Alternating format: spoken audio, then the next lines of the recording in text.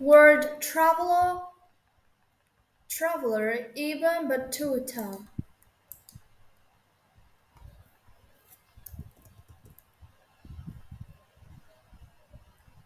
an extraordinary traveler. Today, there are many ways to explore different countries and cultures. Modern transportation helps people travel around the world. Books and technology provide easy access to a wealth of knowledge. People can connect and learn from each other without traveling at all. During the Middle Ages, none of this was possible. A very few people were able to travel long distances, so knowledge of other cultures was not widespread. Yet, during this time, one man traveled 75,000 miles. He visited nearly all the countries of Islamic Empire and beyond. His incredible journey led him to write an important travel book. His name was Ibn Battuta, the greatest world traveler of Middle Ages. A journey to Mecca. Abu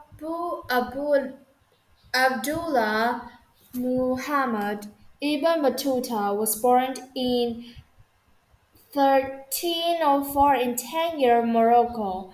As a young man, he studied law and planned to continue his studies with other scholars in the Islamic Empire.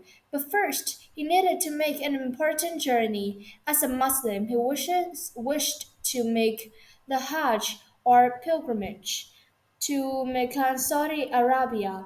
Mecca is birthplace of the Prophet Muhammad, the founder of Islam. It will be the first of many journeys to Mecca Ibn Battuta would make during his life. In 1325, when Ibn Battuta began the 3,000-mile journey to Mecca, which took 16 months. Along this way, he stopped in many countries in the Dar al Islam or World of Islam, where Islamic law governed the land. Muslims were free to practice their faith without fear, which was not in case in other parts of the world. Ibn Battuta traveled along the coast of North Africa toward Egypt. As Ibn Battuta traveled from Egypt to Syria, his desire to see more of the world grew. He wanted to learn more about other cultures, people, and places. In 1326, Ibn Battuta arrived in Mecca. Over 3 weeks he prayed and visited religious sites. When the Hajj was completed, though, he was not ready to go home. Ibn Battuta wanted to explore the wonder of the Islamic Empire and beyond.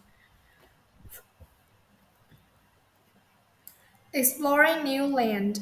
In 1326, Ibn Battuta visited present-day Iraq and Iran.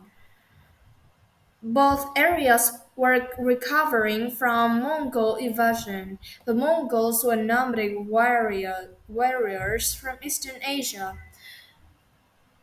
They had traveled westward and destroyed the city of the Islamic Empire that attempt to expand their rule. Sites such as Hal Wisdom, an important library and learning center, had been lost. Still, Ibn Battuta saw the beauty of the cities that escaped invasion. Between 1327 and 1330, Ibn Battuta traveled from Mecca to the nearby city of Jeddah. He crossed the country of Yemen by land, then sailed from the city of Aden to cross coastal towns in East Africa. At these trading posts, many local people were not Muslim or Arabic speaking. Ibn Battuta heard many local languages for the first time.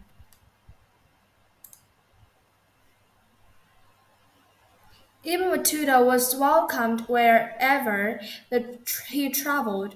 Both Muslims and non-Muslims admired the traveler. Sultans invited him to stay. At their palaces, they offered Ibn Battuta gifts and honored him with parties. Many hired him as a judge, providing the income he needed to continue his travel. During these travels, Ibn Battuta heard of Sultan Muhammad of India, who was known for offering Muslim scholars high-paying jobs. Ibn Battuta set out for Delhi, India to meet famous Sultan.